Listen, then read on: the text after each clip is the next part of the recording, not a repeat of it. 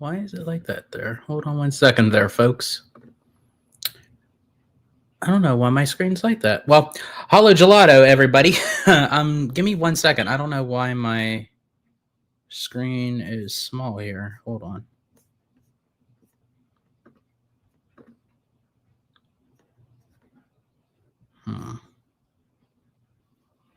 Give me one second there, folks. I don't know why it's like that.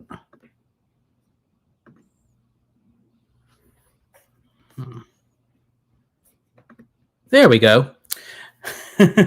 So sorry, folks, for the little delay. Hollow Gelato, everybody. Had a little bit of a technical difficulty there. But hey, we're back with another Hollow Gelato live. So glad whoever can join the live. Had a banger live yesterday with Jared from Capture the Magic. If you did not check out that live, please go back and rewatch it on the Hollow Gelato playlist.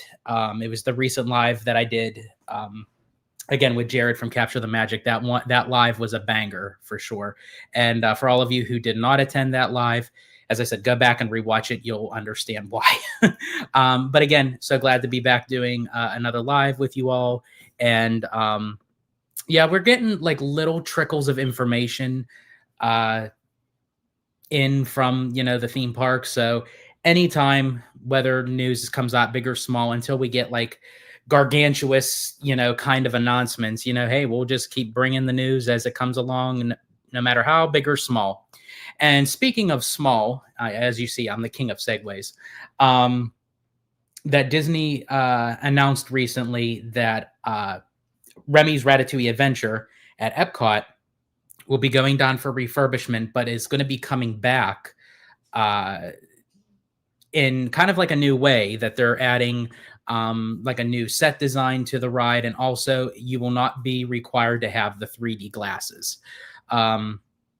which is great. The fact that we don't need the 3D glasses anymore, I'm ecstatic. I'm kind of over the 3D glasses kind of thing, with Remy's Ratatouille Adventure and Transformers and Star Tours.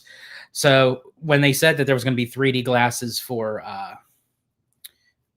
the Avengers ride of Infinity Defense, I'm like, we're kind of getting out of that, that age, so the fact that they're removing the 3D glasses from Remy's Ratatouille Adventure at Walt Disney World, but they're adding 3D glasses over here at Disneyland, to me, just doesn't make any sense. I hope that they make that decision while they're still in the construction phase of that, where they say, hey, you know what, we don't need the 3D glasses. That would be really cool. But anyways, so Ratatouille will be closing down for refurbishment on November 10th through the 13th, and will return with what they call the enchanted digital visuals.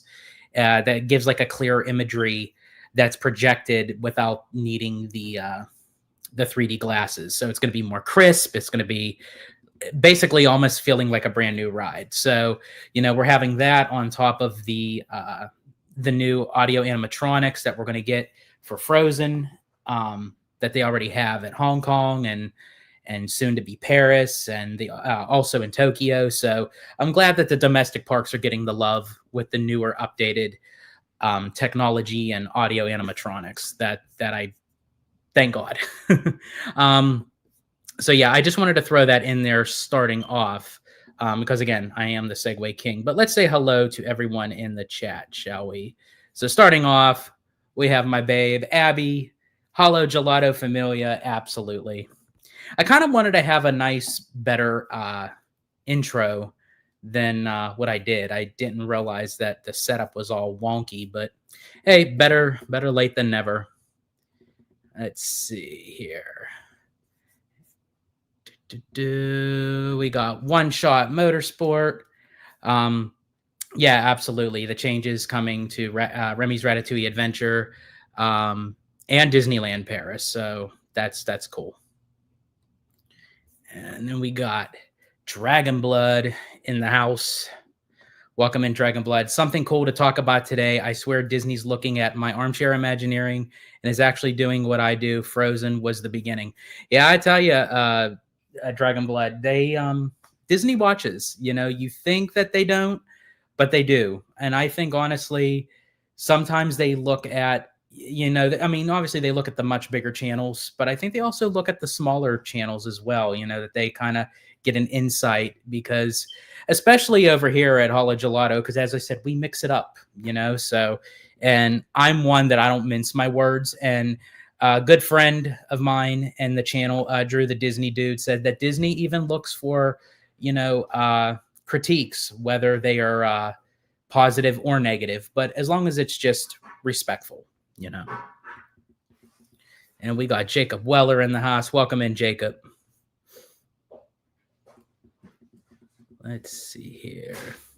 Then we got Dan in the house. Hello, Hollow Gelato. Try saying that 3 times. Hello, Hollow Gelato. Hello, hello. See, I can't do it.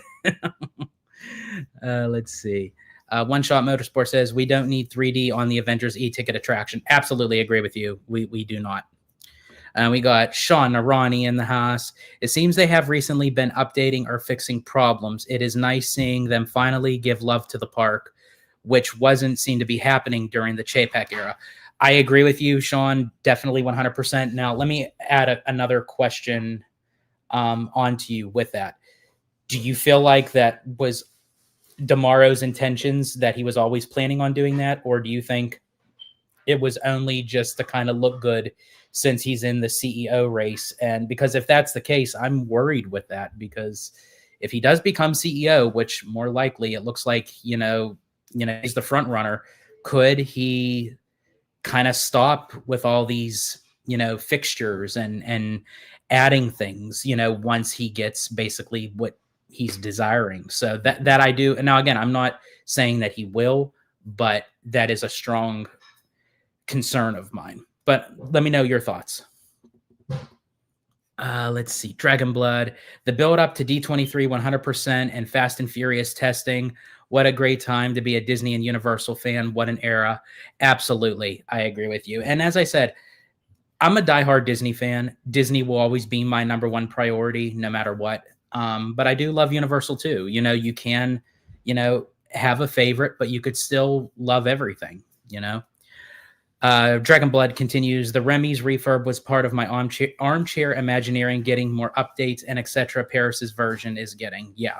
I think it's so funny that all these the international parks get stuff first, and it takes like years before it's like, hey, yeah, over here, the domestic parks, we could use some love too. And we have Alan O in the house.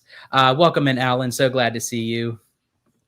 And speaking of which, and we got another one from Dragon Blood here. I just know the board isn't going to make Damaro sit there and chill on the CEO seat and do nothing, in my opinion. That's a good observation, Dragon Blood, because, I mean, we do know what happens when the CEO doesn't do what they're supposed to be doing. And that's what made us fall into that predicament in the first place, when Iger jumped ship and threw it to Chapek, and it put the company in big doo-doo, So I don't think the board, the executives, shareholders, they're not going to stand for that again. And it's taken some time for them to get out of that rut. And we're still kind of in a rut, we're still, slowly climbing up the abyss. So I don't think they're going to want to fall back any more than they need to, for sure. Now, speaking of which, because I have mentioned it in my title, and also Dragon Blood, I believe you had mentioned it as well. I'm going to bring up my screen here. And this is courtesy of the one, the only, Mr. Theme Park Conductor, and very good friend of mine. I wanted to show him some love because he was there yesterday and I believe today at Universal Hollywood doing some coverage, because I did a live with him a couple days ago, and definitely check that out on the Hollow Gelato playlist as well. Very long live, but it was a very good one. Almost 2.5 hours.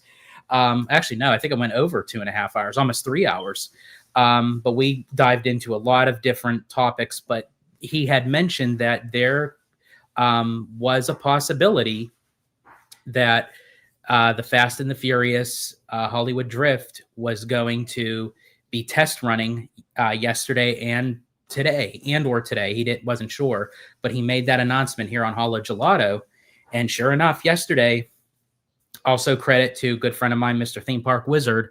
They have the test dummies, as you can see in the seats, and they were running the vehicles on the track. Now, when I did the live with Jared yesterday, someone had asked, are these the car skins or is it just a cover? They are a cover. They just have them like black and white zebra stripes because all the cars have a different color palette. So yeah, they just have the coverings on them. But let me see.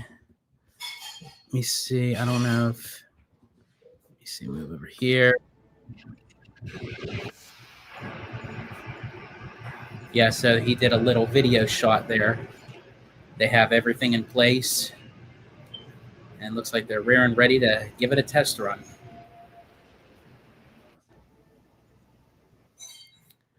Yeah, so I wanted to show Conductor some love there because he's a very good friend of mine. But let's see here.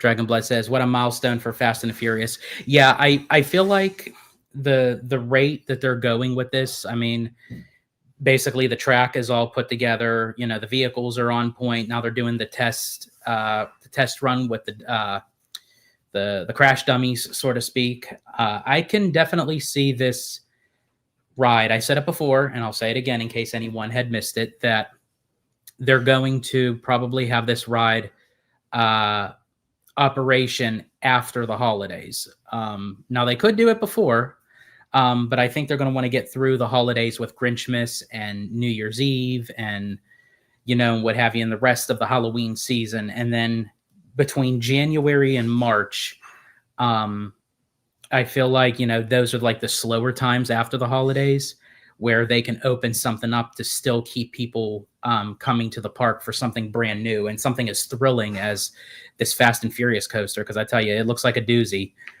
And then also, too, they're going to want to have the ride open for FanFest, which is in April. So there's that timeline between January and March that I think they'll start with the team member previews and the annual pass previews, and then maybe do like a soft opening. Let's see. Sean Narani says, I think it was finally given power in order to do these things. Chapek was putting most of the money into the streaming service. Yeah, I definitely agree. Let's see. And Sean Narani also continues, for a moment there, I thought the Fast and the Furious ride became the Madagascar ride. Yeah, a lot of people, when they saw like the ride vehicles, they were thinking, why are they all zebra, you know, skinned and everything? So yeah, so it's just the covers. Then we got Mr. Tech Bear in the house. Welcome in, Mr. Tech Bear. Always glad to see you. And then Dragon Blood says to Sean Narani, Kevin Hart, zebra drift. Well, I think it would be Chris Rock zebra drift if you're referring to Madagascar, because Chris Rock did the voice of what's the zebra's name? Marty the zebra from Madagascar. I actually didn't mind the Madagascar movies. I actually enjoyed them. The first one, the second one, and the third one. I've seen the first two in theaters.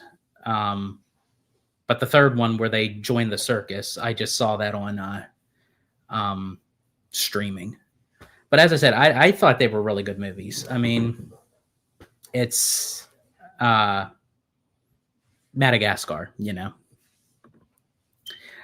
Chris Rock, damn, I forgot. I thought it was Kevin. Yeah, well, do you know what? Kevin Hart and Chris Rock, they kind of have like that, especially they have like that high-pitched voice. But probably where you were thinking Dragon Blood is Kevin Hart does the voice of the bunny rabbit in Secret Life of Pets.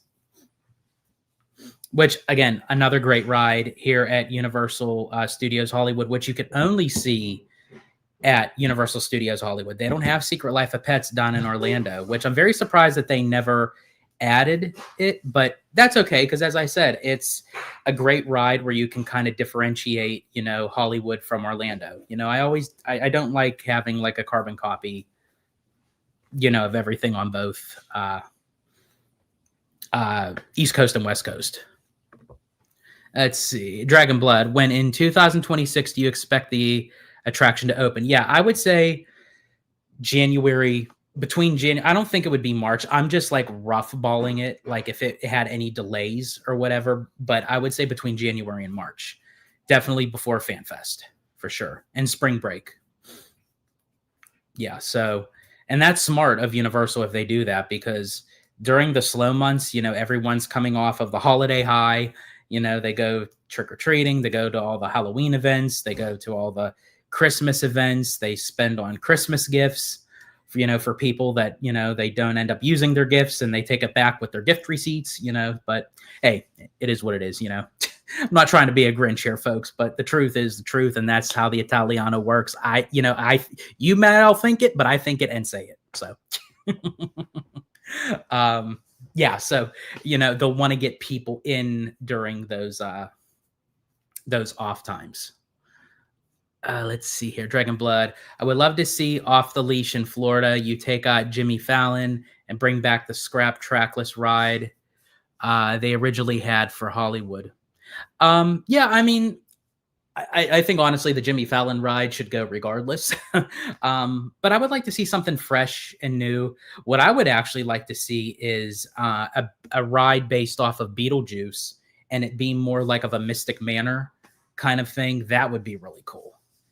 I always wanted to experience Mystic Manor. Hopefully in the future I will be able to. But if they were to bring that kind of ride style, but like tie it in with Beetlejuice, oh man, that would be awesome. And I know Beetlejuice really isn't like a huge hot ticket, but when they brought like the sequel, how many years out? It did very well,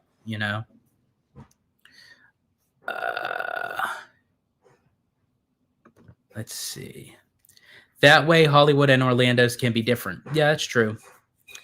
And let's see. And Sean and Ronnie says they both are comedians and do annoying very well. It's funny. It's funny you say that, Sean. Like, I think it's interesting because I'm not trying to don Kevin Hart. Okay, I'm not trying to don him at all. I think he's good when he is acting in films, like how he does in Secret Life of Pets, how he does in Jumanji, and how he does like on all his films with The Rock and Ice Cube, with Central Intelligence and Ride Along. When he's doing his comedy routine, like on stage, I agree with you. It's a bit annoying. I feel like that he tries too hard. I'm not saying that he's like not funny, but let's see. Chris Rock, I can take more of his stand-up comedy than Kevin Hart, just a little bit. And Jimmy Fallon for me was never funny to begin with. Sorry, but he never was. I find him kind of annoying when he did SNL. We got Capture the Magic in the house. What is up? Jared, I was actually just promoting our live at the start of this live. I told everyone to check it out on the Hollow Gelato playlist, because I was like, that live was a doozy and everybody has to go see it. And we also got Mademoiselle in the house. Hi, hello, Gelato. Welcome in, Mademoiselle. Always great to see you. Let's see. Dragon Blood says Beetlejuice on the vibe of Mystic Manor was another cool idea of mine for Universal as well. I expanded New York to have a Beetlejuice themed area, and you have the attraction. Plus, it would work really well during now, like the Halloween season, because Beetlejuice could be a year-round thing, but it would do really, really well during the Halloween season. Yeah, I was bullied by my chat. He really was. He really, in a good way. More like financially motivated. Let's just say that. And I wasn't helping either. Like I was poking that sleeping bear a little bit, but it was all fun. As I said, everyone, after you're done with this live, please go on to Hollow Gelato. It was the recent live, as I said, that I did with on Capture the Magic. We did for theme parking, and we talked about a lot of great stuff. But there's moments. There's one specific moment that you'll have to watch as you watch throughout the live. That was it was epic. No pun intended. It was epic. And it actually involves, because we're talking about rides and everything going in, it involves the new ride, which we don't know yet, that's replacing Rip Ride Rocket. And again, you guys just have to go back and watch it. I don't want to give anything away. So if you didn't catch the live, definitely go back on the replay. Yeah, it was. Oh gosh, always good times.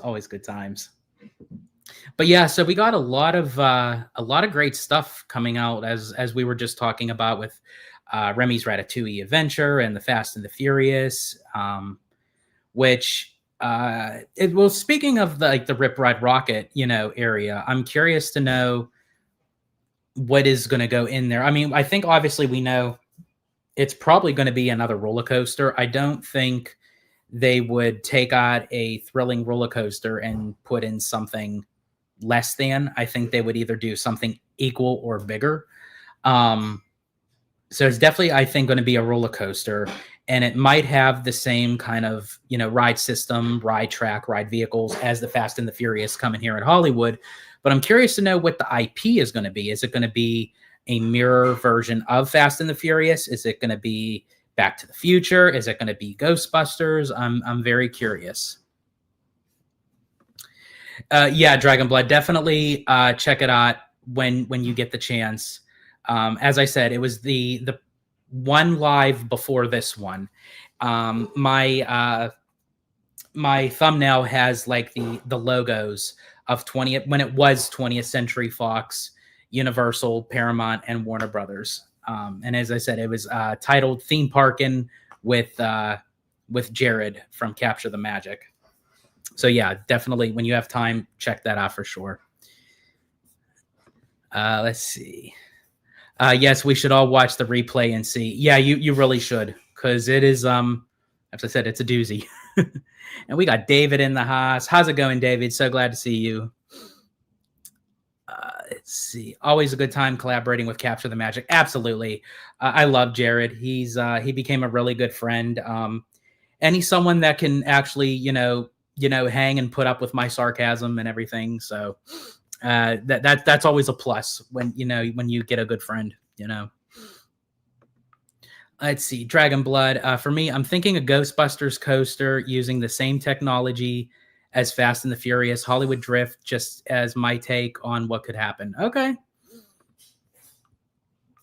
We will definitely see. It's going good, David. It's a bright, shiny, sunny, blue day, blue sky day in California.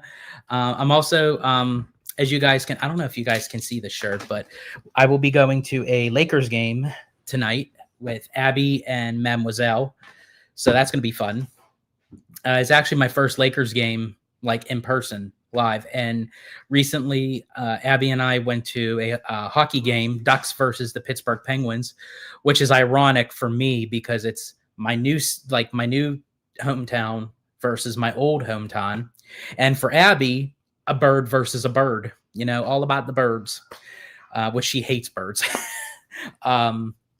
But we'll also be doing a video, Abby and I, on like a review of that night and what our expectations were and everything. Because as I said, I haven't been to a hockey game in 24 years, like in person. So it was very refreshing to go and see, again, my old team and see a Ducks game. And I will just say this, fans of the Ducks, they are like, they don't play around. Like, they boo the referees. They boo their own players if they don't like them. Like, they're not shy on that shit. But you know what? I respect that. I do. Capture the Magic. Heck yeah, man. You might be more sarcastic than me, which is saying something. Oh yeah. I usually come with a warning label, that it's like, I'm only 5'7", but I got a much bigger personality. I'm a 5'7" Italiano. Let's see. Dragon Blood 2022 tomorrow day for today's forecast in California. Had to do it. You still like you tomorrow. Don't take my special access. Yeah. Demaro can't take my special access because he knows how much of an effort that I literally ran down Main Street to get a selfie with him. So I have that special access for life. And as I said, I think he recognized me. I do, because he kind of gave me this look that like he knew who I was, where I was coming from, but he didn't say it. But then he asked me, he said, "Are you going to the parks panel on Saturday?" And I said, "Oh yeah, I'll be there." And he said, "Great, you're going to love it. It's going to be a good one." And he did that, like he was pointing. And then he turned around and started walking towards the castle. So I don't know, maybe I'm just overreading it, but definitely seemed like he knew who I was, because I don't play. Dragonblood said, Lakers game sounds fun. Yeah, I can't wait. I've never been to a professional basketball game. I've been to college ball back in Pittsburgh. Did one game, but that was it. I've never been to, and I've always been a fan of the Lakers, even though, I lived over in Pennsylvania, but I think professionally, the Lakers were my favorite. Them and the Chicago Bulls when Jordan was playing. And we got Vegas Disney RTV in the house. Welcome in. Have you gotten a chance to visit the local amusement parks in SoCal, like Castle Park and Boomers? I have not. That's a very good question. But I definitely will check that out. And, just for, me to experience it, and also to bring you guys new content. So yeah, I will definitely do that at Vegas. Thank you for the suggestion on that.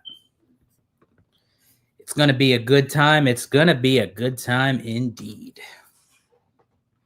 Abby and I always have fun with Mademoiselle. She's very fun to hang out with, which there's a little story on that. I don't know if you guys know about it, but yeah, well, first, capture the magic, smash that like button. Thank you so much, Jared. Greatly appreciate you, man.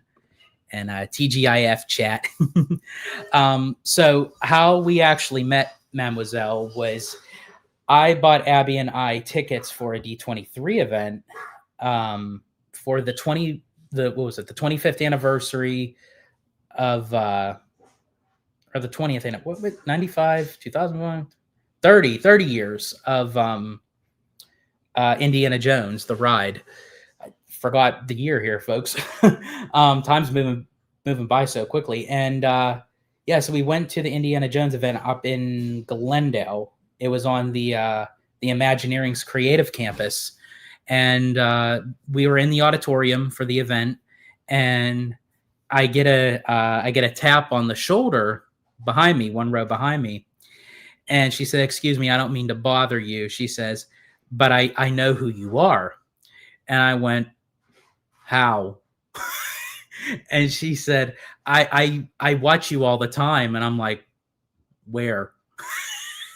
And she was like, "You're on YouTube. You're a YouTuber. I watch you and Abby all the time." I'm like, "Oh, okay, thank God." But honestly, that was a day that like the stars were aligned and everything worked out perfectly, because since that day, Abby and I have been very good friends with Mademoiselle, that we do a lot of stuff and activities with. And she's just not even just a fun person to be around, but she's a beautiful soul inside and out. And we adore her. We love her. So it just goes to show you that like when you're in the midst of doing this for content, and the people that you connect with that are that they become not even just your true friends, but part of your family, so and she's by far, I told her this months ago. I said, we take you as family. So, and me being the Italiano that I am, we do for family, and don't mess with family, especially my family. I don't deal with that.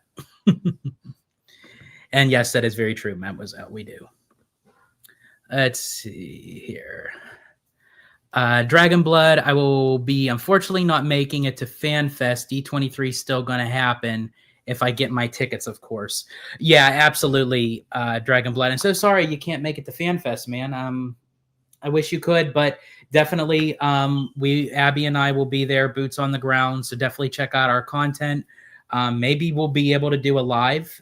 You can follow along with, and don't worry, you are still going to get.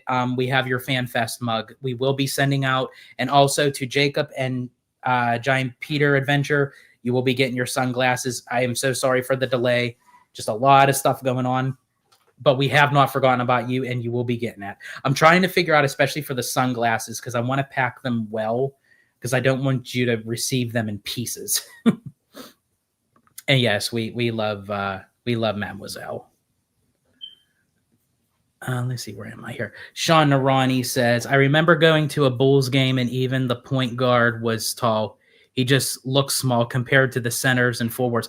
Yeah, it's funny because I know this is completely off the topic of what you were mentioning, Sean, but if any of you guys have watched the sitcom Everybody Loves Raymond, where you have Ray Romano and Brad Garrett standing next to each other, that Brad Garrett is like 6'8.5". And when he's standing next to Ray looks really short. But in reality, Ray Romano is like 6'2". So technically, Ray Romano is tall. Just Brad Garrett is taller. See, Dragon Blood, thanks. I appreciate it a ton. I was really looking forward to going, but I'll still go to Universal during my D23 trip. Yeah, absolutely. Yeah. Let's see. Capture the Magic said, pro athletes are massive. I met a few in person. See, and Jared's a big guy. I mean, I haven't met him in person, but just like his stature and everything, like he's a big guy. So for him to say that they're big, if I stood next to one of those athletes, I'd probably come down to their kneecaps. But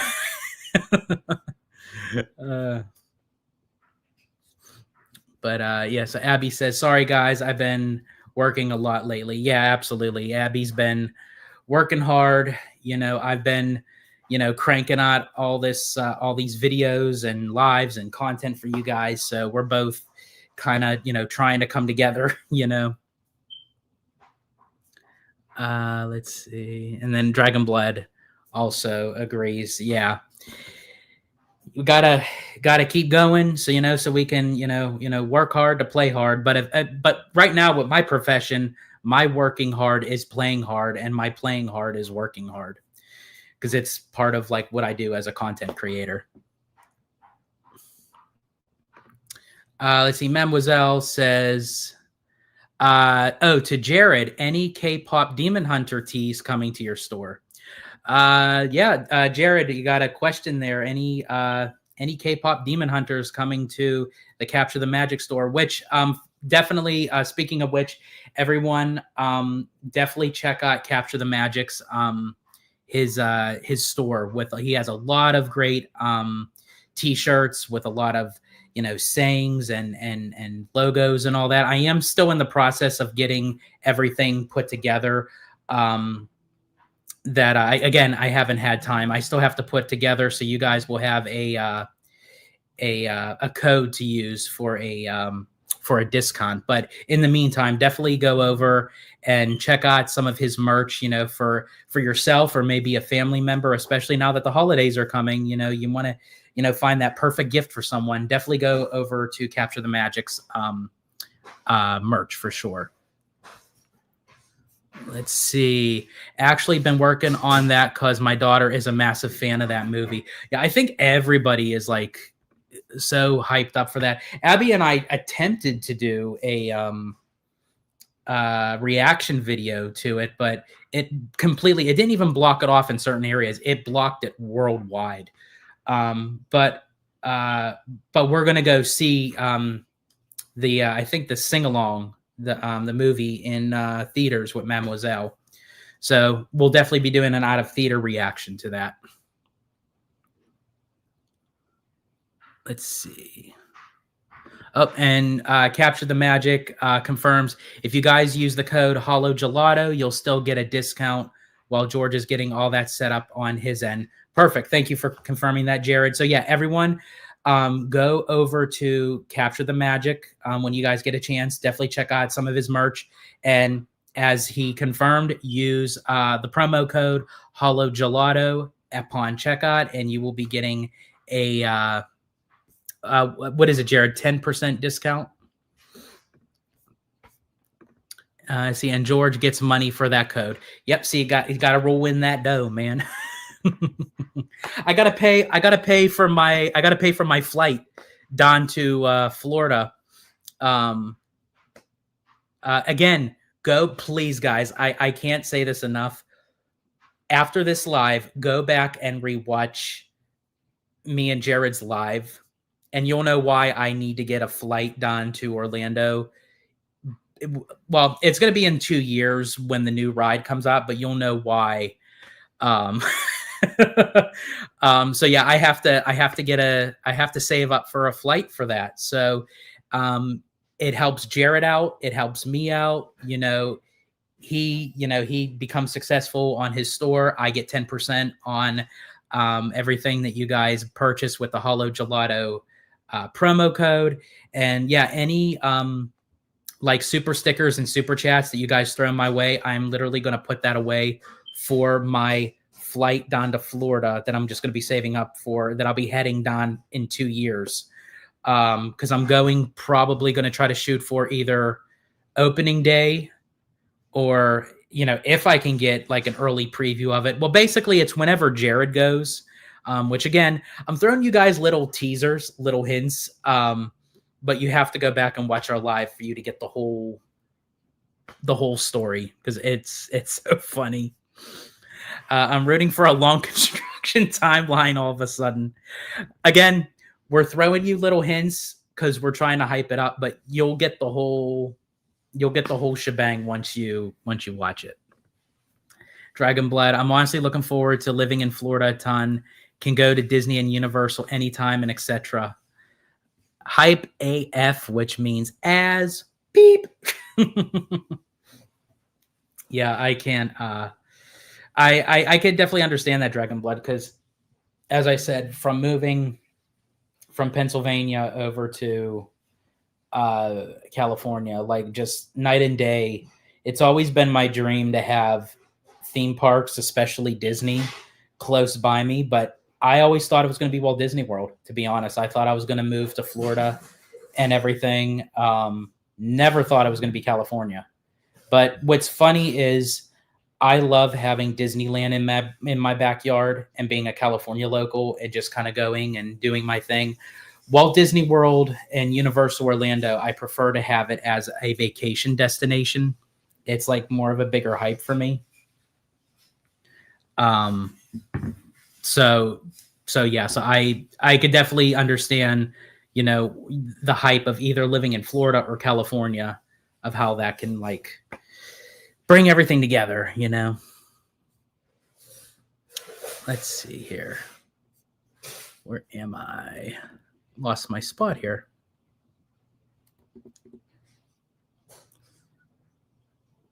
Oh, there we go. Sean Arani. Yes, your daughter is a massive fan of that movie. Wink, wink.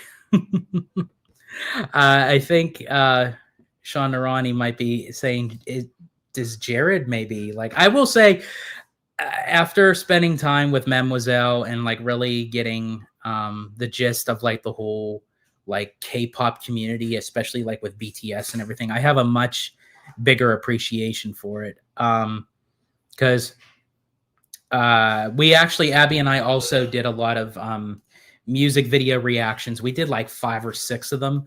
We have them on the back burner. We're going to be slowly releasing them little by little. So when I do release them, folks, it was before I shaved. So I have a much thicker beard.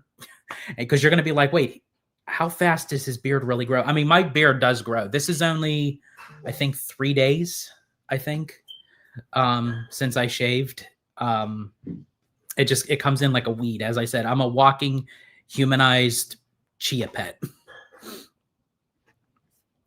Let's see, Dragon Blood. I'm now going to see Disneyland and Universal Hollywood as a vacation destination big time. Yeah, see, now here's the thing, Dragon Blood. That's how I saw it, because being over on the East Coast, I always went to Walt Disney World for vacationing, but I've been there more times. And I was a late bloomer for Disneyland. The first time I saw Disneyland, I was 21 years old. Actually, for my 21st birthday, I treated myself because,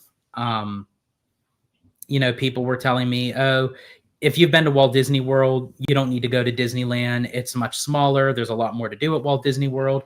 And so for my 21st birthday, for me, 21 was a big deal. It solidified me as being a full-fledged adult. And I went on a big solo trip, 2 weeks. I did, it was 2.5 weeks.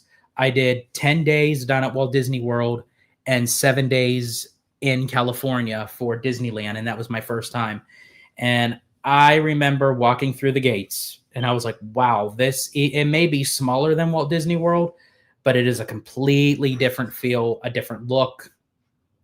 And I fell in love with it. And any chance that I got to, travel out here. And then after, meeting Abby and what have you, I was coming out much more until eventually I moved out here, to be with her. And now Disneyland is in my backyard. About 35 to 40 minutes, not counting traffic, but you get the gist. Dragonblood says, I haven't shaved in like a week and a half. I better get to it.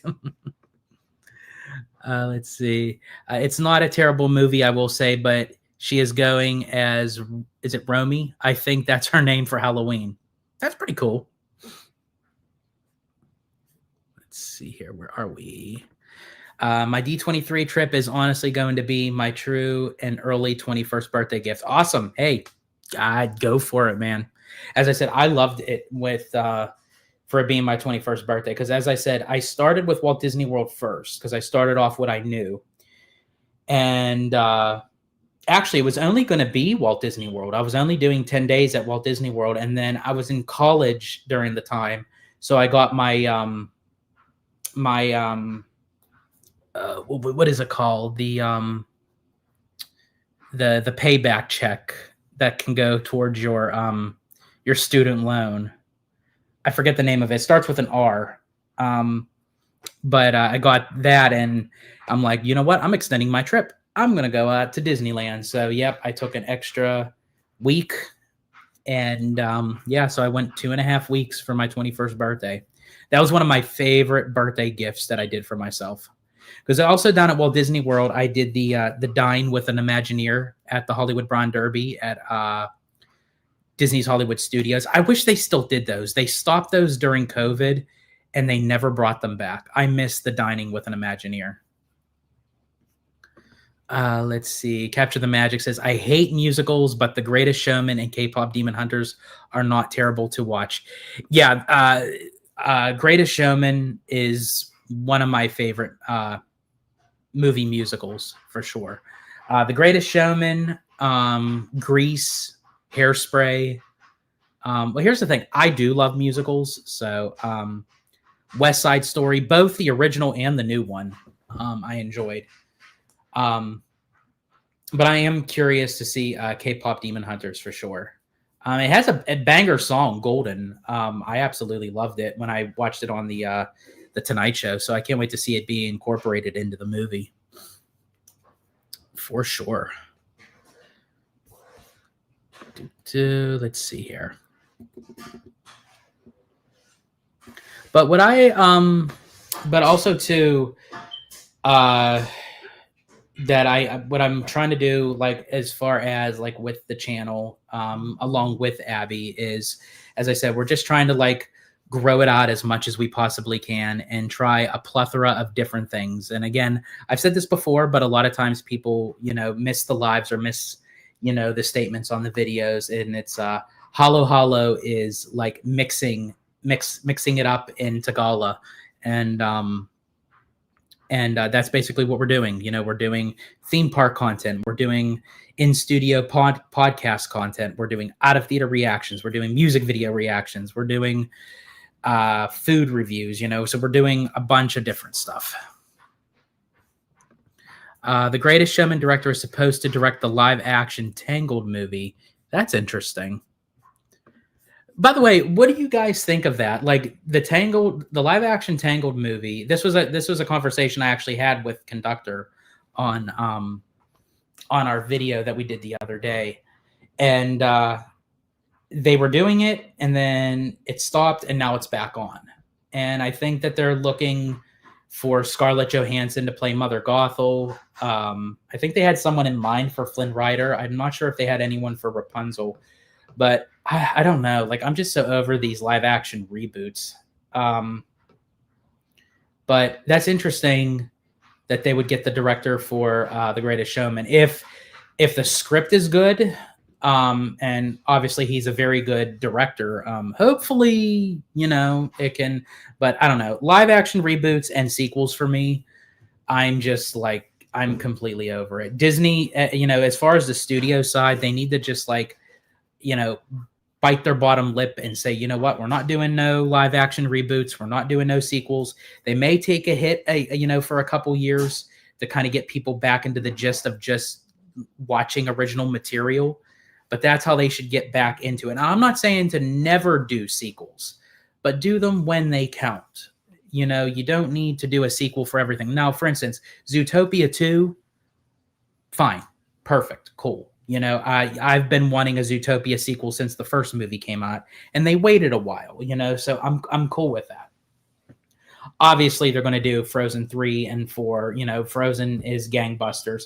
Me personally, and I know they kind of done like a sequel to Tangled, like with the Tangled series that was on Disney Junior. But I mean, like, I would rather see a Tangled sequel before a live action reboot. But, and obviously they're going to do another Moana. And I can understand why they would do a live action Moana, because I mean, those numbers are going to go way off the handle. But in a good way. But yeah, I don't know. Like, I'm just kind of like, I just want them to get back into the originals, because when they do give us something original, it's so under par. They don't seem to put enough TLC into it that they do with these sequels. And it's like, we're getting a Toy Story 5, which I understand they need to give us a Toy Story 5 to fix what they did with Toy Story 4, because I feel like they should have just ended it with Toy Story 3. But even after that, Toy Story 5 is not even out yet. And it's like, they're saying, hey, we got more story, even after Toy Story 5. It's like, oh my gosh. Because what Tim Allen said, I think it was on Good Morning America when they interviewed him, that this is going to be Jesse's story. So it seems like the Toy Story sequels moving forward, each individual toy is going to get their own storyline and make them the main character. And it's like, oh my God. Can't you just do like a series? Do like a series if you're going to do that. Do you really need to spend like all your time, energy, and money on that? Like, ugh. Okay, let's catch up. Let's see. Let's catch up on some. Let's see. Dragonblood says musicals for me would be the Descendants trilogy. Cared less for Rise of Red. It's the only musical movie franchise I enjoy a ton, while other franchises like Godzilla, How to Train Your Dragon, Jurassic Park / World, Tron, Marvel, and Alien. Also too, has anyone seen Tron Ares? And if you have, let me know what you think. Abby and I did an out of theater reaction to it. Little bit of spoilers there, but not too much. But if you haven't checked it out, definitely that's another video to go check out on Hollow Gelato. And Mademoiselle says no to live action Tangled. Yeah, I'm right there with you. Let's see. Transformers 2, Michael Bay films are a chef's kiss to me. It's funny that I think it's so interesting of how people perceive like Michael Bay films, because it's either you really like his films or you don't. Like, there's no middle ground for it. I personally didn't really mind the Transformer movies. I mean, they did. I'm not just saying that because they did, like gangbusters at the box office. I mean, it became $1 billion franchise, but I mean, I didn't really mind them. I think a lot of people just have issues with Michael Bay. But I enjoy his work. I don't really have an issue with his directing. Capture the Magic says a move. Let me see. Wait, a move action. I think a live action Tangled terrifies me. Tangled is almost a perfect movie. Leave it alone. Yes, definitely agree. And this is a hot take for me. I prefer Tangled over Frozen. I feel like Frozen is the bigger older sister, and I feel like Tangled is the smaller younger sister that like just follows in the shadows of the older sister that's like popular and she's well known, and she gets into the back seat with the boys, so to speak, and just let it go. And yeah, just Tangled kind of follows behind. But I enjoy Tangled a little more than Frozen. Not saying I don't love Frozen, but I enjoy Tangled more. Let's see. Transformers are dope. Dragon Blood. I want a G1 Transformers movie. Yeah, Jared's been saying that for quite some time. Hopefully, with everyone mentioning it out there, hopefully it will get done. Yeah, Abby doesn't like the live action remakes. Dragon Blood says same. At least we got Transformers 1, which was the closest we got. I didn't get to see Transformers 1, but a lot of people has been telling me it was actually decent. I'm gonna have to definitely check that out. And Capture the Magic says, agree, Dragon Blood. Love that movie and the Transformers ride. He really does. So Dragon Blood, Capture the Magic is like right there with you with Transformers. Sean Navrani says, I like live action reboots when they add something to the movie, not when they do scene by scene from the animated movie. Hashtag The Lion King. Let's see. Transformers The Ride is honestly my most anticipated dark ride to go on for Universal Studios Hollywood. That ride is also the reason I'm hyped for Avengers Infinity Defense at DCA. Absolutely. And Dragon Blood, let me ask you, refresh my memory. Have you ever been on the Transformers ride? And you haven't been to Hollywood, but have you been to it in Orlando? You might. I'm for sure you mentioned it, but my mind, I can't remember that. And Dragon Blood says, Tron Ares, I honestly really enjoyed. It's gotten a lot of hate, but I really liked it. Hey, to one's own, as I said, definitely check out our review, our out of theater reaction to Tron Ares. I'll just say this. I didn't really care too much for the movie. I loved the soundtrack for Nine Inch Nails, and I love that they incorporated it into the ride at Walt Disney World. But I will say they leave it open that there could possibly be another sequel. I don't know if they would necessarily go down that route. Depending on for obviously how much that the movie is doing. And it looks like Tron really, a bigger presence of Tron may not be coming to Tomorrowland, but I've said it before and I'll say it again. When you take a storyline like Tron, like Fantastic Four, when you try to infuse them into a land that is already outdated, that we are so moving ahead of our time with technology, AI, AR, VR, the land of Tomorrowland can't keep up.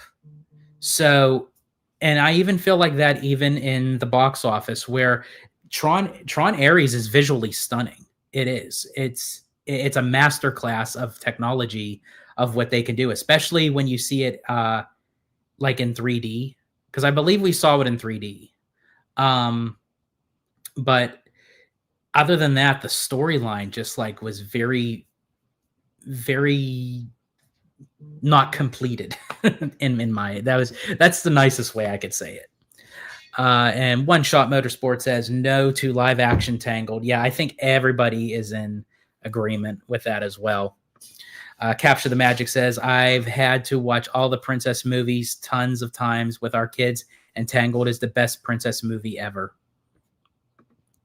And we got all the way from the UK, Mr. Matthew Murr. What would it take to upend the LA remake industry entirely? Ooh. I think when it comes to Hollywood and stuff, Matthew, I feel like even with directors, when we're doing the backlot studio tour at Universal and everything, they have a bunch of sound stages that obviously, projects are going on every single day, but a lot of directors and producers and everything, they go outside of like Hollywood and outside of film studios and film lots and sound stages because it's getting too expensive. And I feel like that Hollywood has always been corrupt, but I feel like as time goes on, it just keeps getting even more corrupt. And I feel like a lot of people, it hinders their work, and it's too, as I said, it's too expensive, and people just go on location, out of country and out of state, to actually film this stuff because it's much cheaper. And so, I mean, is it cool when they do stuff on sound stages and studio lots and everything? Like, I loved going on to the studio lot and actually, well, not even just passing, but for FanFest, got to actually walk onto Hill Valley during FanFest where they reenacted scenes from Back to the Future, but to stand there on the grounds where they shot that movie almost at the time, like almost 40 years ago, it was so realistic but unrealistic to the fact of like I was like looking around, standing up from the clock tower and standing in like the park area with the benches and everything, and I'm like, oh my gosh, like I'm standing where Michael J. Fox stood. I'm standing where Thomas F. Wilson stood and Leah Thompson and Crispin Glover. Like I was like, we were here, they were here. Now we're here, it's like, it's crazy. So, I mean, like it worked in that time era, but I think moving forward, like people are just going to try to cut costs of like making stuff. And I think honestly, people are trying to get out of that LA market, so to speak. Sean Narani says the Transformer movies are unwatchable for 2/3 of the movie just to get the great last 1/3 scene. Yeah, see, as I said, I feel like with the Transformers, they're a horse of a different color. As I said, it's like you either really like them or they're like not to your liking. Let's see. Where am I here? I haven't been in a single Universal park, only City Walk in Orlando. I have been to, love City Walk. Yeah, I love City Walk as well. I actually prefer, out here anyways, I prefer City Walk over Downtown Disney right now. I don't know, it's just a much more lively vibe. Now down Orlando, I love City Walk, but I also love Disney Springs. So it's kind of a tie for me down there. Let's see. The spoilers honestly make me more excited and hope for a fourth film. Okay. And I assume you're speaking of for Tron. Let's see here. Matthew says, how do you think Howard Ashman would approach Tarzan given how genuinely alien the rock genre was to him? I'm not sure he'd go quite as all guns blazing as Phil Collins did. Yeah, I always say like everything happens for a reason, and I'm not saying like Howard Ashman's passing was a good thing. I mean, I wish that he was still with us. He was a great human being, a stroke of genius. He brought a lot back to the company for the Renaissance era with The Little Mermaid, Beauty and the Beast, even a little bit with Aladdin. There, you could still see a little bit of his touches in there, because he talked to Alan Menken a little bit, about like the magic carpet ride with Aladdin and Jasmine and everything. So there were some moments that Alan Menken utilized the Howard Ashman touch into Aladdin. But moving forward to 1999 with Tarzan, I don't know if Howard Ashman's classical Broadway style would have fit into Tarzan. And I think that's why even Tarzan the musical, when it did go into Broadway, didn't really do so well. And even with Tarzan Rocks down at Animal Kingdom, it was okay. but even then, that was more like of a rock concert. But again, still in a musical standpoint of what Phil Collins brought to Tarzan, that he deserved that Academy Award for Best Song, You'll Be in My Heart. I honestly think that I'm not sure, he didn't win for the entire score of Tarzan, did he? Because if he didn't, he was robbed. Yeah, it's just something about with Phil Collins of what he did with Tarzan. Also too with Brother Bear, but Tarzan, I'm sorry, that soundtrack is banger. I don't think that there's not one song on that soundtrack that I don't like. I mean, You'll Be in My Heart, Son of Man, Trash in the Camp. Yeah, I absolutely love that movie. I love that soundtrack. Let's see here. Dragon Blood says, live action How to Train Your Dragon, believe it or not, honestly marked my 2025 in a positive way I've never been in. They filmed on location in Scotland and Ireland and made the story different from the original. Big win. Yeah, and that's why I think a lot of these filmmakers, they're going outside the box of like that they can capture so much more visuals and everything about being on location rather than in a studio.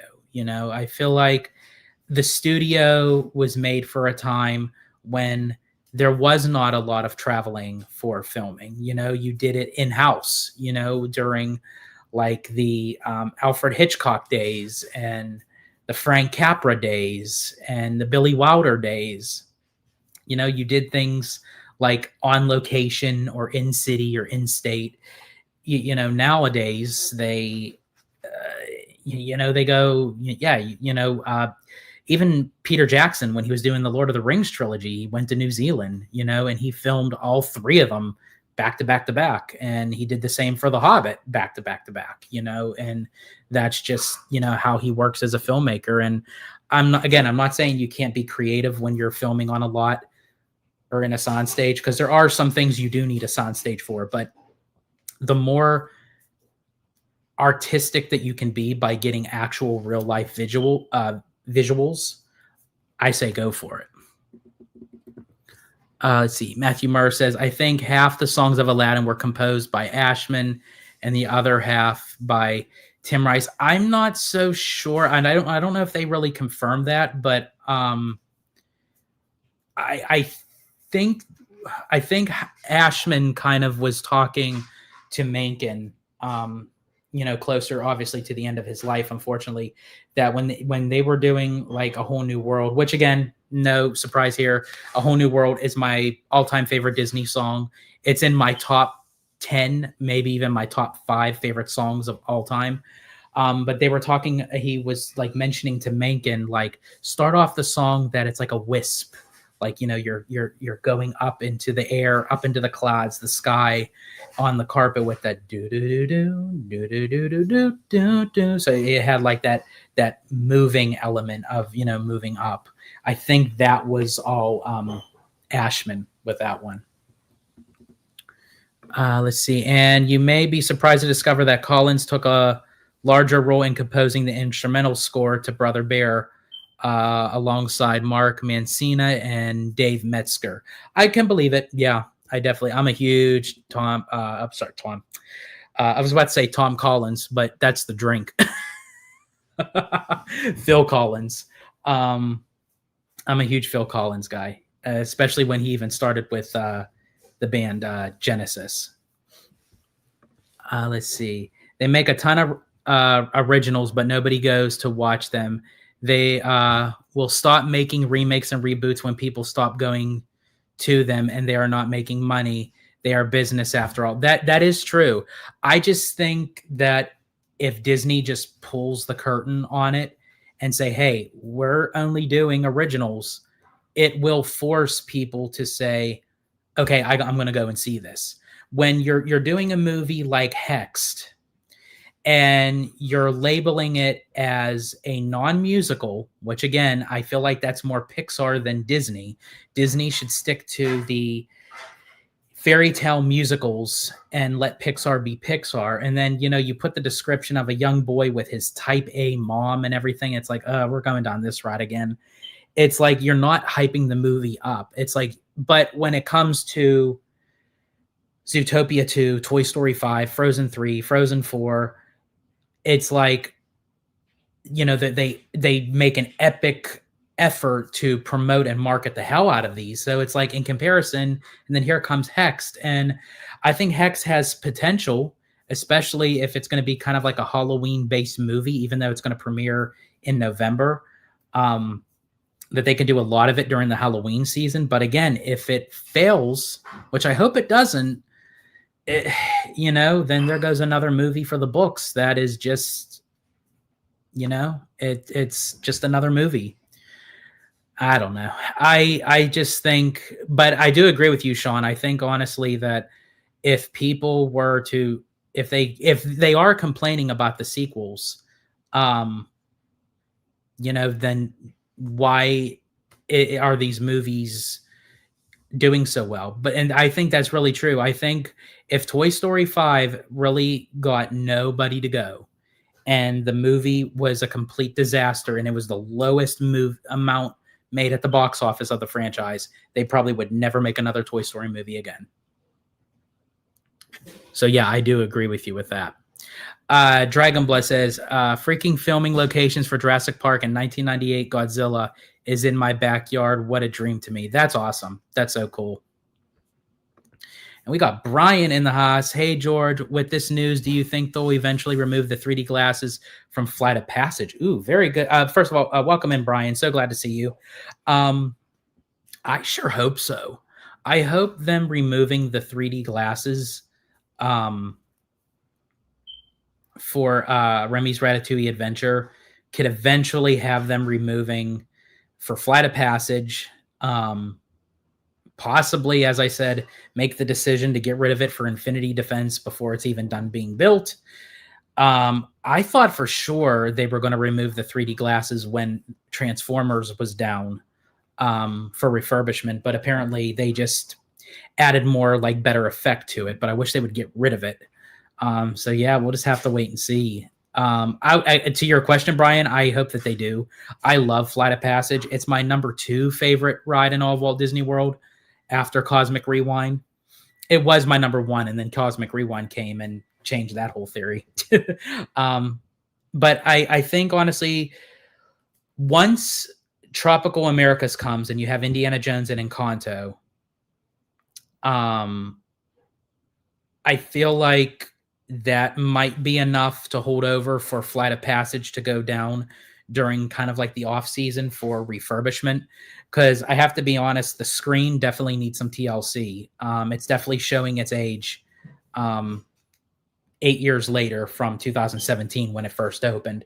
So, kind of spruce some things up. And while they're in there, I wish they would get rid of the 3D for sure. That would be really cool. Because there's a moment like where you're in the bioluminescent forest where you see the little wisps. I don't know if it does for anybody else, but for me, it's hard to focus. I'm seeing like double and triple vision. So that's something that they can fix upon for sure. So yeah, I do hope so in time. Let's see. Matthew Murr says the first 6 Star Wars films were scored with the London Symphony Orchestra and the London Voices, whereas the sequels were scored with an orchestra of freelance LA musicians and vocalists. Impressive that you know all this, Matthew. Good for you. I think mainly because trying to score in London was just becoming a logistical nightmare for Lucasfilm by 2005. Okay. Let's see. I'm personally fine with 3D glasses for theme park attractions. To me, it makes it feel more immersive. I can understand the hate for the 3D glasses nowadays, but I'll stick to them. Yeah, here's the thing, Dragonblood.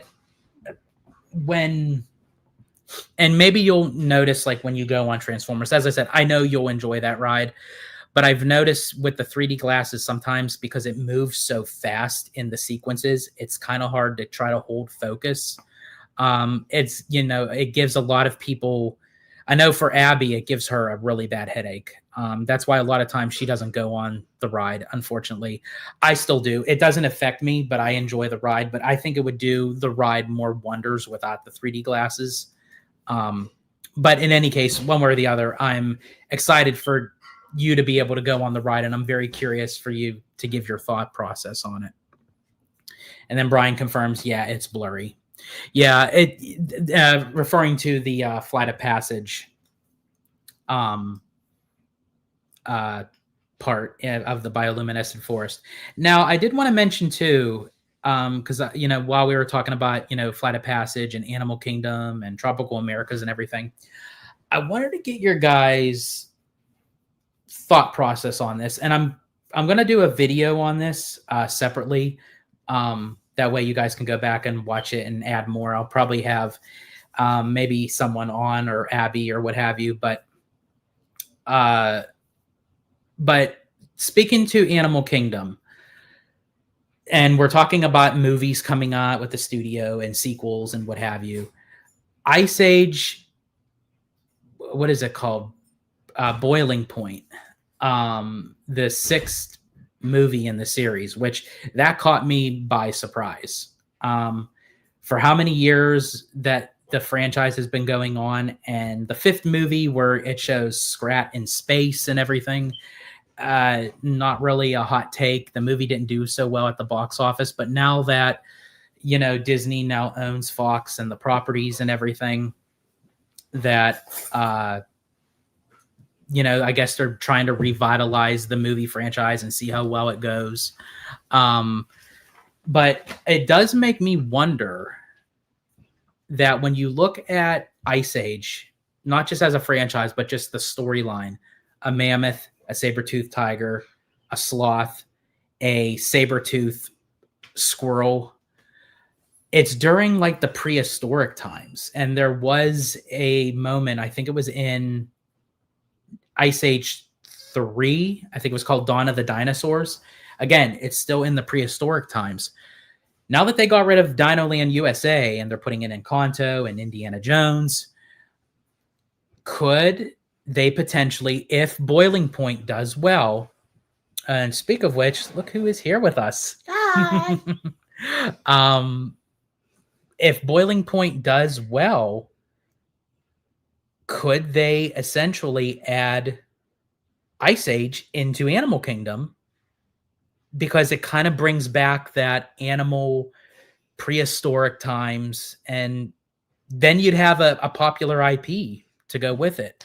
I'm curious on your guys' thoughts, because I've heard that Disney was eyeing Ice Age way back to utilize for Animal Kingdom. It was that in Rio. So I'm very curious of what you guys think of just Ice Age 6 in general, and could they potentially put it in Animal Kingdom if it does well? But in any case, yeah, Abby's here joining again out of the chat, now here in person. What's your take on? I was surprised that they announced that at Destination D23. Yeah, I had no idea that they would even revitalize Ice Age. I thought it was done after the last one, so that was a surprise. Like I said in our cocktail combo, when we did all the movies that are coming out, that if it does well, they can possibly utilize it in Animal Kingdom, or maybe even one of their water parks, because don't they have the Blizzard Beach is kind of like ice? Yeah, that's true. Yeah, they have and it's not really themed to anything except it's like a winter wonderland where they have like the ice skater that turned it into a ski resort. But I guess they could kind of change, like if they want to change it to an IP and still utilize like the ice portions of I've never been to the water park, but I thought I saw some pictures where it does have the little ice decor and everything. And let's face it, the water parks, unfortunately, I don't think they're really doing so well at Walt Disney World. I think Disney is going to keep them. Yeah. Excuse me, but they're not doing so hot. No pun intended. And, maybe by adding Ice Age into there, maybe it would help. Mhm. I think Volcano Bay at Universal gets more people there just because I think it's a more newer, up-to-date water park. But I think just water parks in general, because people were saying, could the Toy Story lot for the Disneyland Resort become a water park? I hope not. I really don't see it becoming a water park there, nor would I want to see that. No, because I know that they have like a couple, like not too far from Anaheim, they have Great Wolf Lodge, which is an indoor water park. And it's very cute just because it's very exclusive to you staying at the resort.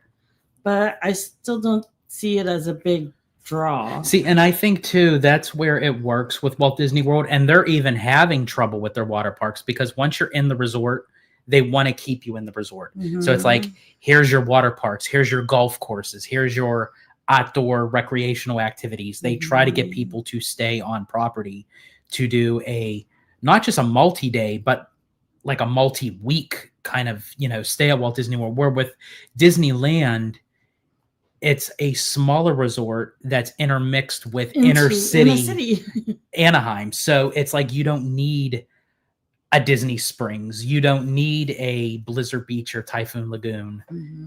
You don't need miniature golf courses. What you need is just more theme parks and more hotels to complement the theme parks. Mm-hmm. Which essentially, I think that's what they're going to end up doing. Yeah. Let's catch up on the chat here. Mademoiselle says, hi, Abby. Hi. Let's see. Where are we here? You manifested Ice Age 6 hard. Yeah. Yeah, I did. One of those ones Italiano likes to do. It's my specialty. I think I know what the true stigma might be around 2D Disney animation. The notion that it was used almost exclusively at one point for gag-driven short films. People forget that it can be serious. That is very true. That is very true. Let's see. I have ideas I'll share from my armchair Imagineering for Animal Kingdom. Beastly Kingdom brought back with franchises like Raya and the Last Dragon and Fantasia, and a prehistoric land with Ice Age. And continuing, and Dinosaur brought back from the dead with the technology from the Jurassic World Dark Ride from Beijing's Universal. I want to go on that so bad. I literally want to fly to Beijing just to ride that ride alone. I also did think about a Rio themed area as well. I'm going to have to get you on. Yeah. Dragon Blood. I'm gonna get you on a nice armchair Imagineering session. Yeah, that sounds good. So we'll keep in contact for a time to do a show. Let's see. I'd rather see Jungle Book instead of Ice Age, but that's just me. I mean, you're not wrong there, Brian. Honestly, I think if I was to pick and choose, I would rather pick Jungle Book than Ice Age. I'm just wondering if Disney wants to kind of revisit the dinosaur prehistoric era, and I feel like Ice Age would be the only way to do it because they're getting rid of dinosaur, which really wasn't tied to an IP up until the 2000 animated film Dinosaur, which they really just added they just did a name change, and they kind of showed scenes from the movie with Aladar and everything. But other than that, there was no IP tied to the dinos, and I feel like that's where Universal beat Disney with that because they have a strong, very strong IP with Jurassic Park and Jurassic World, where I think with Ice Age, if it does really well under the Disney name and the canon from them purchasing Fox, they could eventually look into it to bring it back and have a whole new area in Animal Kingdom that's like of ice glaciers and all that kind of stuff. That'd be cool. But I do get your point. Like, as I said, if I had to pick and choose, I would love to see the Jungle Book as well. Classic. Very underrated film. Like, it really is a classic. It was like Walt Disney's very last animated feature that he had his fingerprints on, that he didn't even get to see it. Unfortunately, he passed before he got to see it, but it was the last one he worked on, and I feel like it's very underrated. It kind of falls under the radar. And why wouldn't you have the Jungle Book in a animal themed theme park. Mm-hmm. I mean, come on. Like, that's like me being Italiano and not liking pasta. Like, it, no. I even like Filipino spaghetti, and I don't eat hot dogs. Except for when we went to the we were starving. We didn't eat. We were starving. We didn't eat, and we got out of the Ducks game.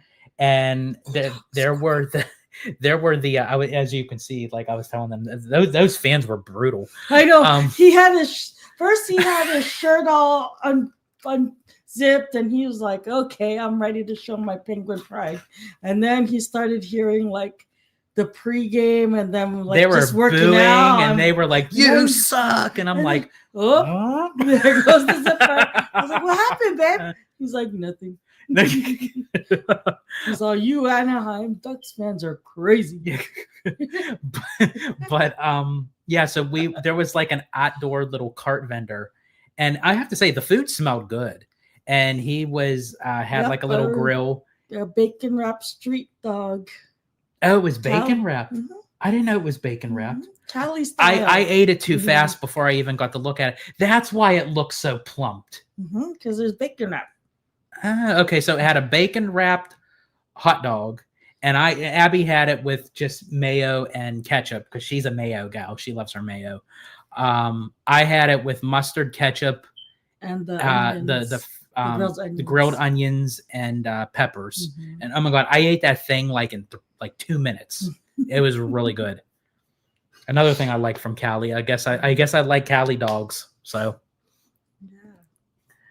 let's see. Sean Arani says, I don't get so worked up with the remakes and reboots because if they do well, then they might pay for them to take a risk with a new idea or IP.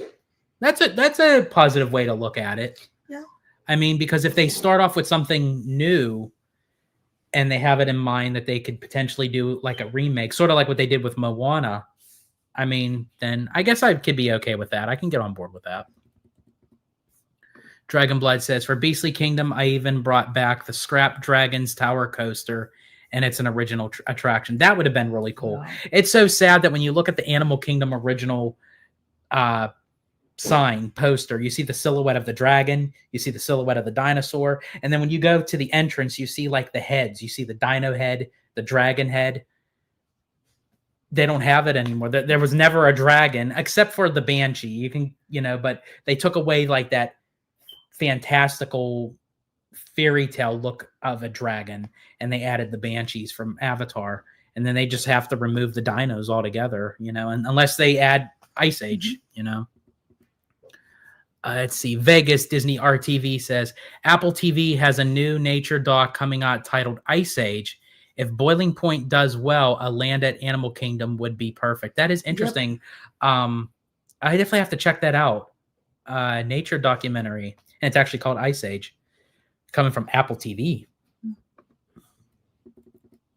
Let's see.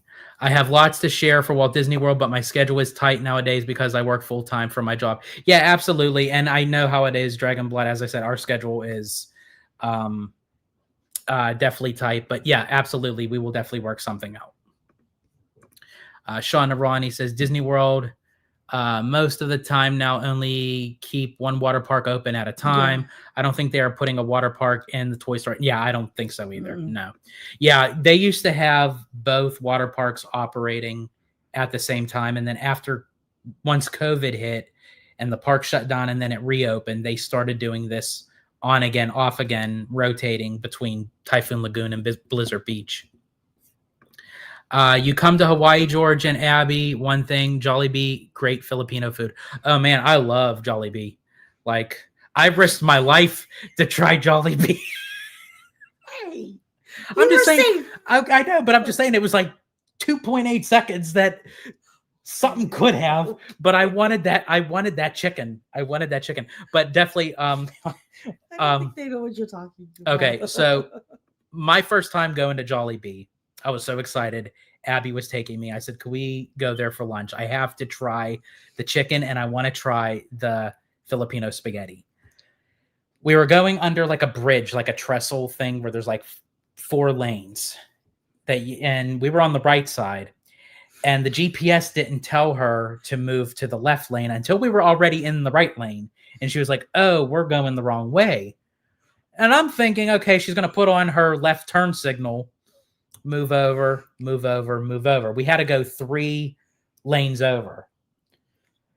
4. Or 4, excuse me. Yeah, because there was 5. There was 5 lanes. So that's what I'm thinking. And she said, oh, we got to get all the way to the left. I blinked. We were already on the left side. And I was like, holy shit. Like, and she was like, oh, you're fine. There was no one there. We're safe. I'm like, God. This is like our first. This was like, it was like while we were still in the, as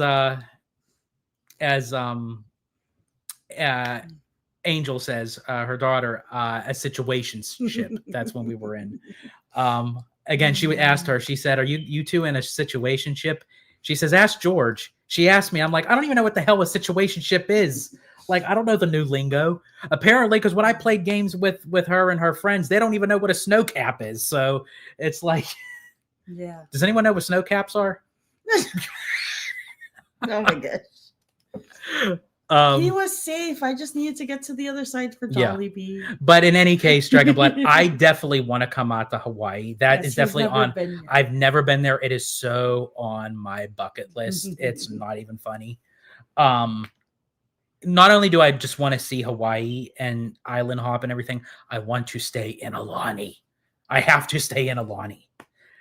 Like, she was there for a wedding. Not in Aulani, but in Hawaii. But Aulani was like right next door. It was so sad. And I was like, it's right there. I can't go. How would it tease? You guys suck.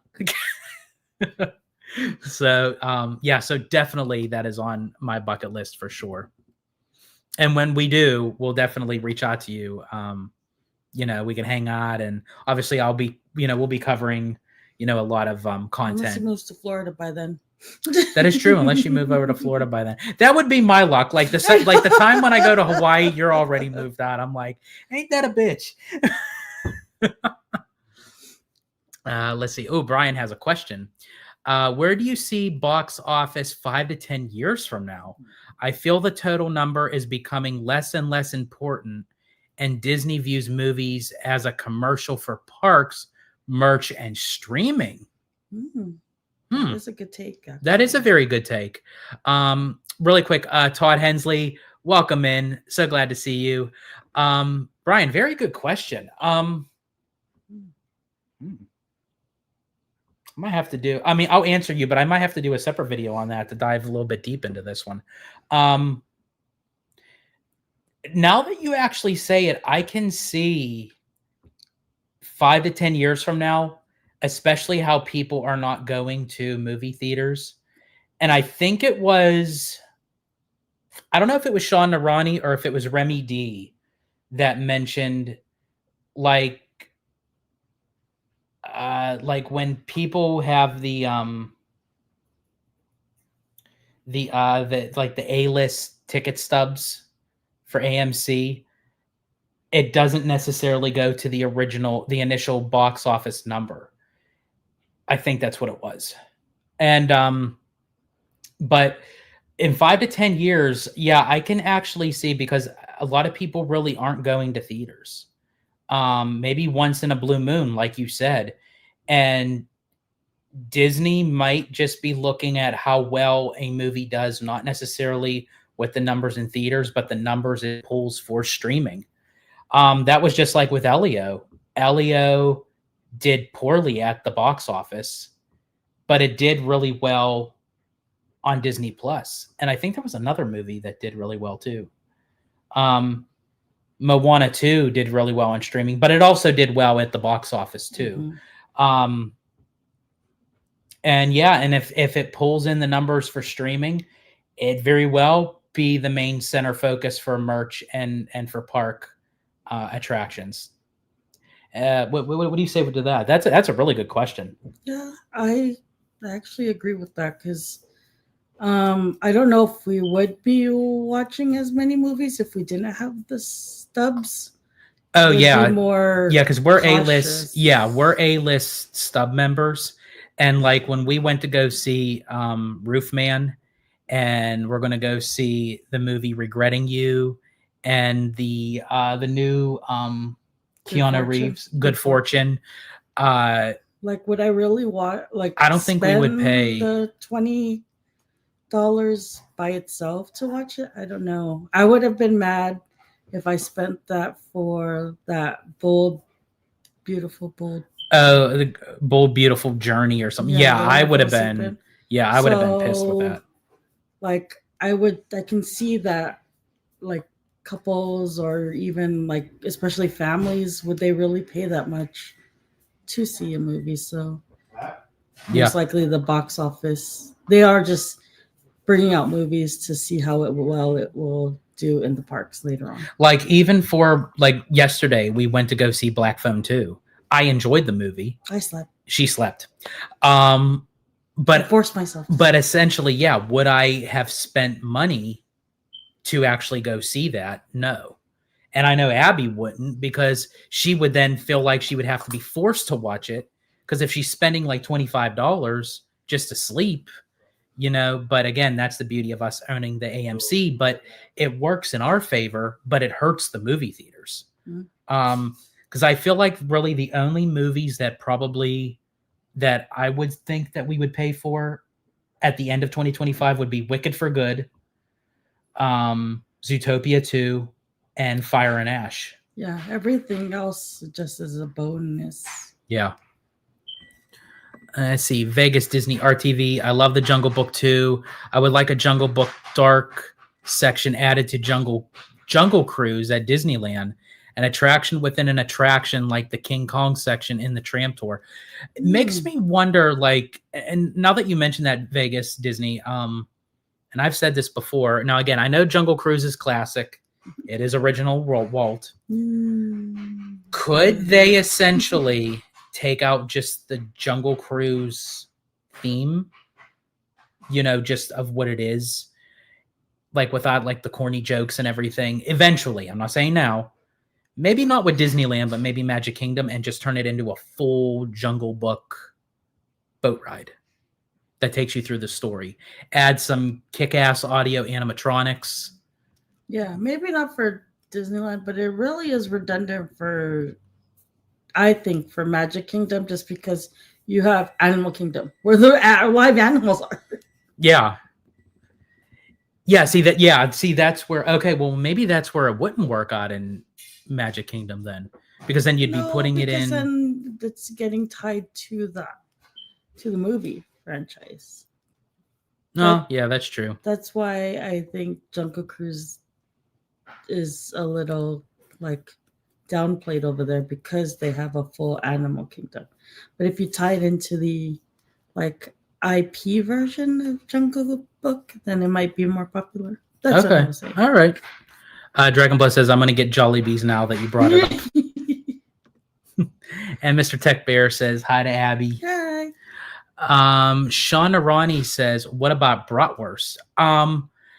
No, I'm not a fan of bratwurst. I'm not a fan of kielbasa. I don't like anything with a casing. I think it's a texture thing for me, but I guess I will eat a traditional hot dog. Especially Ballpark. I love the Ballpark brand. I'm not a fan of Nathan's hot dogs because of the pop of the hot dog, but I think you like Nathan's. But I did enjoy, I think I had it at City Walk. I did enjoy Pink's, but I want to go to the original Pink's off of Melrose. Yeah. That's where like all the celebrities go and everything. I know, he still has a lot to try. Yeah. Let's see. Dragon Blood says to Sean Narani, I don't get worked up over really anything. I find reasons to stay open-minded and optimistic. And that's a great way to look at life for anything. I started like following her aspect with that. Why stress yourself out? Yeah. I have my moments, which that's just me being the Italiano, but I'm trying to like channel my inner Abby. That is just like smiley face. Yeah. Which she has ways to making me smile. Yep. It involves the Muppets. I'll say that. And Mademoiselle says Alani is the best. Speaking of which, where is my sticker? Should be here. There it is. Yeah, I got this at the LA Comic-Con. I got the Phenomena sticker, and that's what always helps. Pouty face. Yeah, that she just plays the Phenomena, and I'm forced. I have to sing the Phenomena. Let's see. I now like to reveal the subject of my next Armchair Creativity vid, a follow-up Princess concert to the one in August, bringing in a few lower key voice acting legends. Yeah, absolutely. Yep. Let's see. George gonna DM me saying, want to meet at Alani, and I'm in Walt Disney World or Universal, and I'm like, I'm out of here. Yeah, that's what it's literally gonna be. I'm gonna say, hey, Dragon Blood, you finally made it to Hawaii. I'm in Alani. You know, you want to hang out? Like we just literally opened the key to our new house in Florida, and I'm like, son of a gun. Like next trip. Yep. See, I don't care what Universal says. Volcano Bay is not a third park. Absolutely agree. I cannot stand that when they say it is a thing. No. Because then Walt Disney World should say, then we have 6 parks. Sorry, it's a water park. They have 3 theme parks and 1 water park. Exactly. You don't see Disney calling Typhoon Lagoon and Blizzard Peach its 5th and 6th park. Absolutely. I completely agree, Sean. 110%. Yes.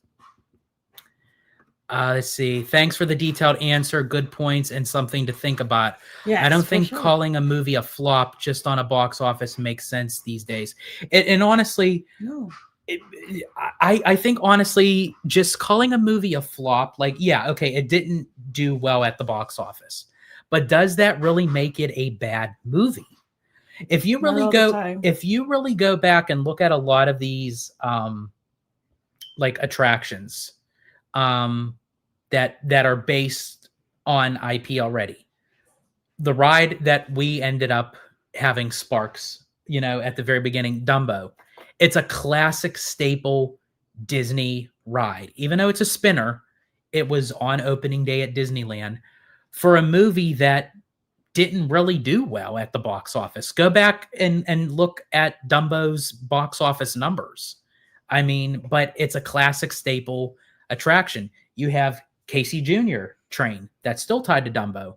You know, it's right now they're doing a refurb with it with Storybook Land Canals. Mm-hmm. So that tells me that Casey Jr. and Storybook are not going anywhere. Thank God, because I actually think that they're a pinnacle part of Disneyland's Fantasyland. I absolutely love that little island area. Casey Jr. going down the track. I love the part. Like, I think I can. I think I can. I think I can. I thought I could. I thought I could. But yeah, there's a lot of great IP that can still work in a very good attraction setting. That's where the story should read that. It should not be box office numbers. It shouldn't. And that drives me nuts.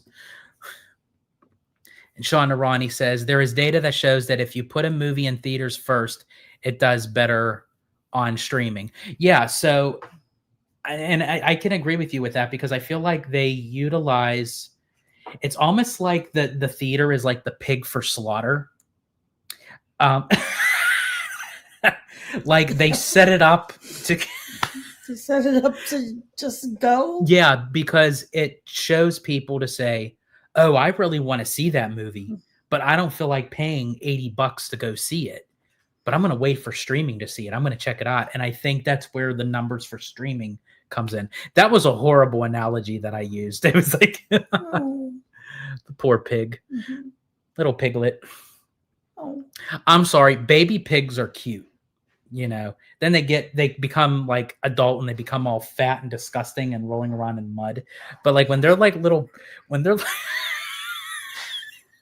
but when they're these little tiny little piglets, they're so cute. I used to love watching Charlotte's Web, the animated, where Wilbur was like this cute. He was like this tiny. Or like Babe. Oh, I love. Oh, and Gordy. Oh, I loved Babe and Gordy. I think as a kid I watched Gordy more than Babe, but as I gotten older, I appreciated Babe more because I got so sad when like the wolf dog ate Ma, like, and you just saw like the dead sheep just hanging there off the wagon. Like, yeah, her tongue was sticking on. Mm-hmm. It was like, because we watched it. Remember? Yeah, I do love Babe. I do. Baram you to your fleece be true. Oh my god. Oh my god. Okay. Let's see. Dragonblood says to let's see, Brian, that's what I wish movie reviews and geeks should understand nowadays. In my opinion, they really piss me off. Let's see, like, I don't think Disney wanted to green light Tron, but Jared Leto put his own money into it, supposedly, and the new ride being in 2 parks is something to keep the franchise relevant, maybe. That's absolutely true, because honestly, Disney would have never hired Jared Leto to be a lead in Tron.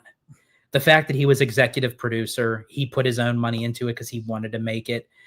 And I feel like Disney really wasn't filling a new Tron, but just because, you know, Jared Leto knows people, he put his own money to it, and they're like, okay, fine, go ahead, make the movie. And I feel like when you have it going in for that purpose, I think that's why the storyline lacked.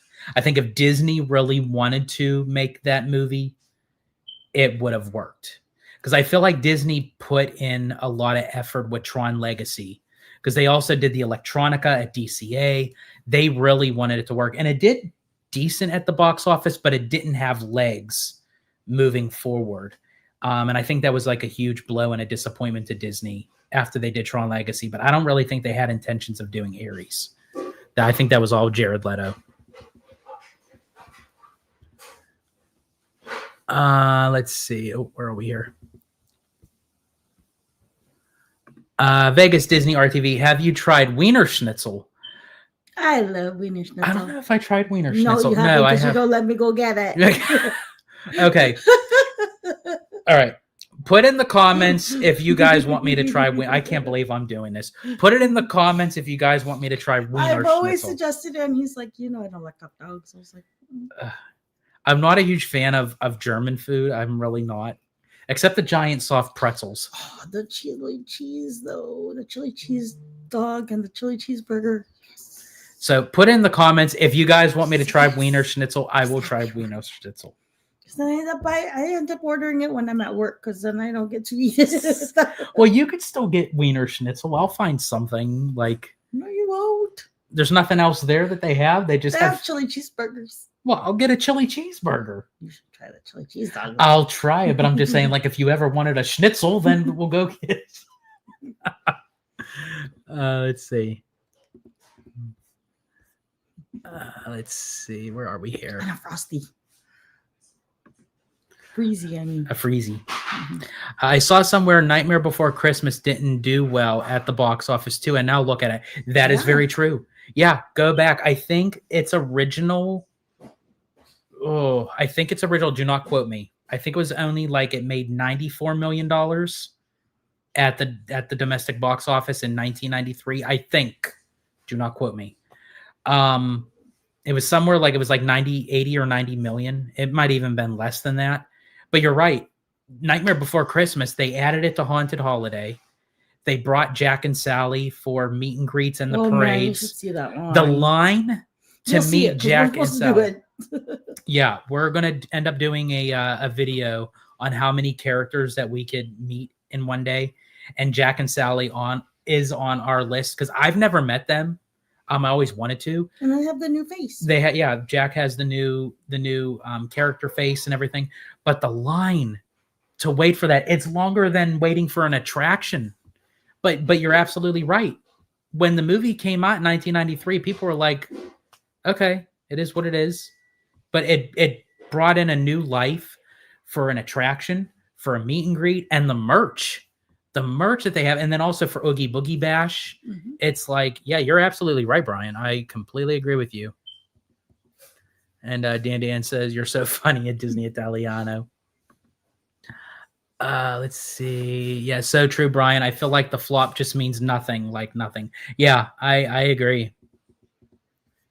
Love Tron Legacy a lot, especially Daft Punk soundtrack. I think it's kind of funny. Like they got Daft Punk, they got Nine Inch Nails. It always seems like for Tron, they get like those real rock hard, like heavy metal. Mm-hmm. I think they spent more money on the 2 Tron attractions than all 3 movies combined. I believe so. Probably. And Vegas Disney RTV says, Abby, I agree. See? Let's see here. Yep, give it a try. Way to go, Abby. Yep, see, I'm okay. So yeah, we're getting try it. Yep, try the Wiener Schnitzel. There we go. We got Giant Peter Adventures. Hollow. Yeah, I guess mixing. And then thanks, guys. I see Sean Narani says, I would do Atlantis for a land at Disney's Animal Kingdom. You can do Fire Mountain as the e-ticket. You can have Imagineers using their imagination with what the culture and animals in Atlantis. Okay. See, I did I did post my thoughts on Ratatouille 2D on X. Awesome. Perfect. So in that case, folks, I think we're going to wrap up this live for today. I want to thank everybody for joining. Love the interaction. Love the comments. Love the questions. Yeah, we got to make it to the Laker game. Yes, we are going to the Laker game. We'll try to record some of the stuff and see his reaction of going. Yeah. So it's going to be my first Laker game. As I said, very excited. And again, want to thank everybody for joining us this fine day on Hollow Gelato. I think we have a little bit of time to give people shout outs here. Let's see. So thank you to Dragon Blood, Brian, Giant Peter Adventures, One Shot Motorsport, Dan, Sean Narani, Vegas Disney RTV. I'm going to keep going. Abby, of course, Mademoiselle, which we will be seeing in a bit. Matthew Murr, all the way from the UK. I'm not sure if I said Dragon Blood, if I did, or if I didn't. Dragon Blood, Mr. Tech Bear, Todd Hensley.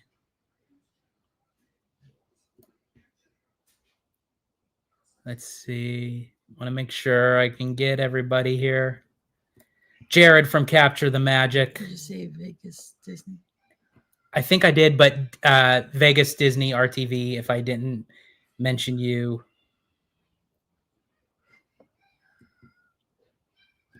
David.